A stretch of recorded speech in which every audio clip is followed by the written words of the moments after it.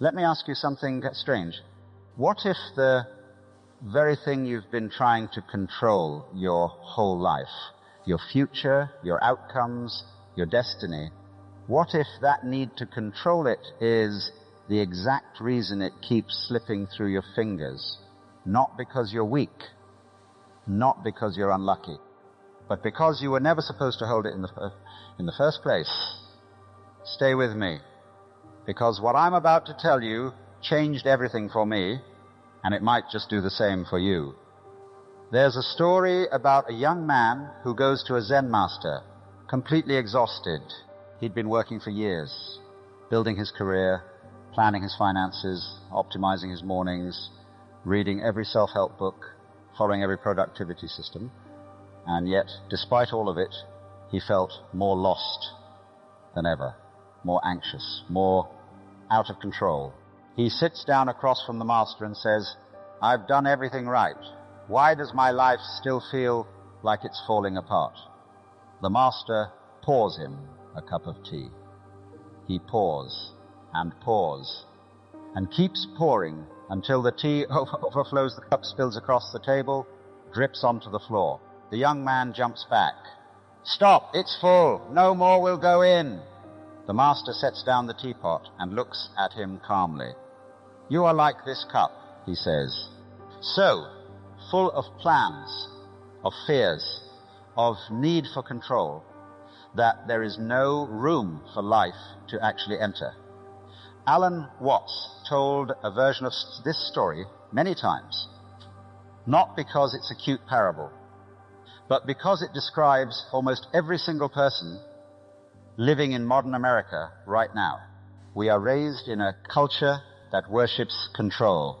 From the time we're children, we're told, plan your future, set goals, build your 5-year plan, manifest your destiny, grind until you make it. And if things go wrong, work harder, plan better, want it more.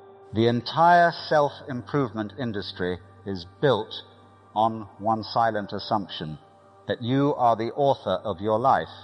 And if you're suffering, it's because you haven't taken enough control yet. But Watts saw something that most of us are too busy to notice. He said, "You didn't decide to be born.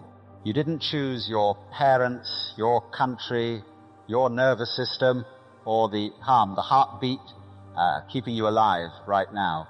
You didn't will yourself into existence. And yet, here you are, somehow, without your permission, without a plan, without a single spreadsheet, the universe managed to produce you, down to every neuron, every memory, every inexplicable thing you love." Think about that for a moment. The most complex, remarkable thing in your life, you, happened completely without your control. So what makes you think the rest of it needs to be different? Now, I'm not saying give up. I'm not saying do nothing.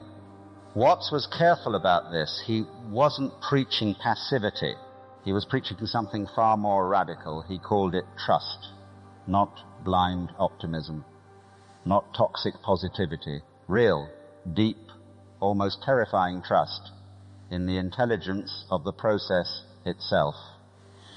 He used to say, the more you try to force the river, the more exhausted you become. But the river doesn't need your help. It knows where it's going. And this is where most people get it wrong. They hear, let go of control, and they think that means chaos. They think it means irresponsibility. But what Watts meant was something much more subtle and much more freeing. He meant, stop confusing effort with anxiety. You can act without being strangled by fear. You can work without being tortured by outcomes. You can show up fully and still release the result.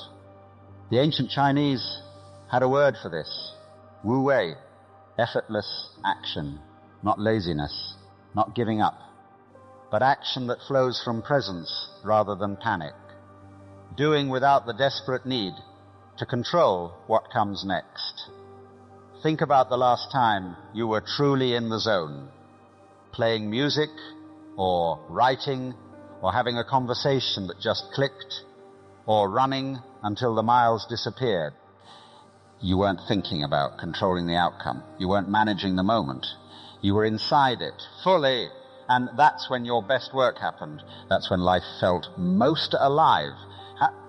That state, that's what Watts was pointing at your whole life. Not a technique, not a mindset hack, a way of being. One where you are no longer fighting the present moment, trying to trade it for some imagined future where everything is finally okay. Because here is the deepest thing Watts ever said, and I want you to sit with it. This moment, right now, is the only place life ever actually happens. The future you're controlling for, it will arrive as another now, and you'll spend that now trying to control the next one. Until you die, having lived almost entirely in a future that never came.